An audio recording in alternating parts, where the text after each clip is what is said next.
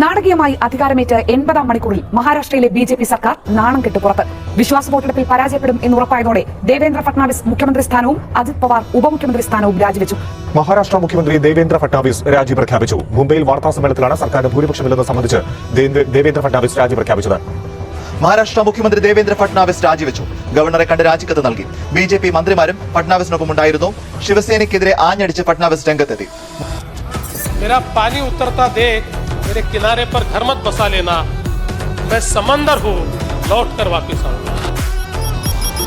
മഹാരാഷ്ട്രയിൽ കൊടുങ്കാറ്റായി Mahayuti. 130 സീറ്റുമായി N D A അധികാരം നിലനിർത്തി മത്സരിച്ച 152-ൽ 133 സീറ്റിലും ബിജെപി ജയിച്ചു. ശിവസേന ഏക്നാഥ് ഷിൻഡെ വിഭാഗവും എൻസിപി അജിത് പവാർ വിഭാഗവും കണക്ക് കൂട്ടിയതിനേക്കാൾ കൂടുതൽ സീറ്റുകൾ നേടി. പ്രതിപക്ഷ നേതൃസ്ഥാനം പോലും കിട്ടാത്ത തരത്തിൽ മഹാവികാസ് അഘാടി തകർന്നടിഞ്ഞു.